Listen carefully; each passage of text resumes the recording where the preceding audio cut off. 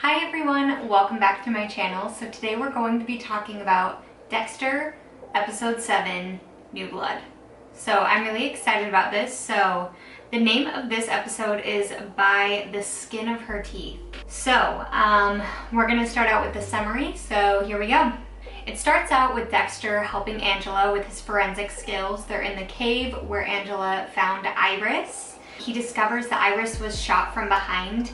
And it looks like she was alive when she was buried. There's shows to be some struggle. She was buried under a lot of rocks. He also finds a piece of flesh in her teeth, which shows that she bit her attacker. And Angela is going to test it against Kurt's DNA because she feels like Kurt is her killer. So the next thing is Dexter debates whether or not Kurt is going to be on his table, because obviously he knows that Kurt is a serial killer, but he's debating whether or not the police are going to be able to catch him with all the evidence, or if he can just go through with it and have him on his kill table.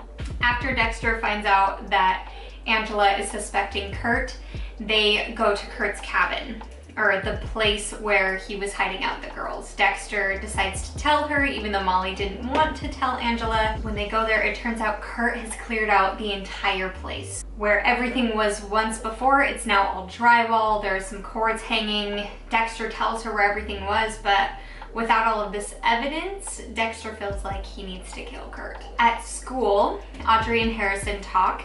She wants to distance herself from him because what happened at the wrestling match kind of scared her, where Harrison broke the kid's arm, understandably so. She's just gonna kind of keep her distance from him. The next thing is Dexter goes to the Truckstop diner to see Harrison, and then because he's now working at the Truckstop, Dexter's still not happy about it, but Harrison's gonna do what he wants to do, you know? So he goes to the diner and Kurt decides to sit down with Dexter, talks about how he feels like it's interesting that Dexter was there the night that Kurt found out Matt was alive. He found out Matt was alive, and saying that it's interesting how that happened at the same time, almost like it was fate, and that he feels like they probably could have been friends. One thing I totally forgot to mention is Kurt is arrested at the diner for being a part of Iris's murder. I don't know how I missed that, but just wanted to mention that. So then Angela interviews Kurt. Kurt's like, I would never, ever murder someone. I've never been involved in murder in my entire life. She is saying how it's Iris, obviously, like, she asks if he has ever known Iris. He's like, no, never knew her. And then says that there's forensic evidence that Kurt was the DNA match. So Kurt's like, I'm gonna get a lawyer. The next thing is a guy gives a letter to Harrison to give to Dexter. He doesn't open it or anything, but one thing that's interesting is the guy who gives Harrison the letter is the same man who checked in as Matt Caldwell at the hotel. Then there's a ceremony for Iris now that they have found her body. Iris's mom says to Angela, you have him now, make him pay, talking about Kurt. So when Dexter gets the letter from Harrison, he discovers some screws in there. It's from Kurt, obviously, so he's just like, I don't really know what this is. What is he talking about? So he visits Kurt in jail, and he's like, stay away from my son. Stop talking to him. Kurt reveals that he knows that Dexter killed Matt, or at least like implies that he knows, because, or implies that he thinks it's Dexter is what I mean to say.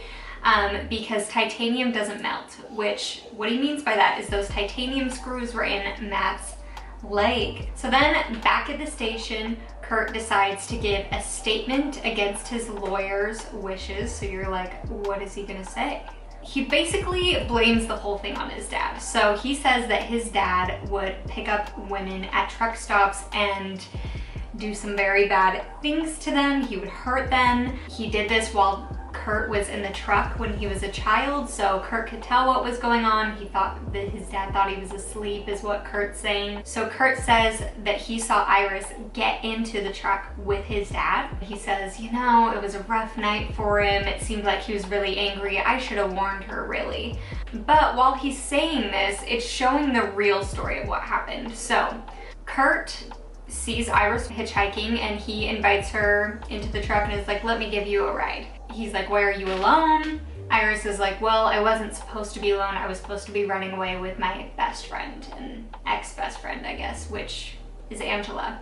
Kurt says to her, you should go back home. It's not safe for you here. And she's like, no, I'm not going home. There's no way. He starts to get aggressive with her. She bites his hand and takes a chunk out. She gets out of the car. She starts running. As she's running, he's like, you don't know what they're gonna do to you out there. He takes his gun and he shoots her as she is running away. This definitely seems like his first kill and how it all started. So the match says that it's a 67% match, which unfortunately is not enough to convict Kurt, because I mean, we obviously know it's Kurt, but it could also be his dad, like he's saying. And so since it's only a 67% match, there's a 33% chance that it's not Kurt. So especially with the DNA sample being so old, there's not really much they can do other than what Kurt has said. So there's that. Molly and Angela meet at the bar.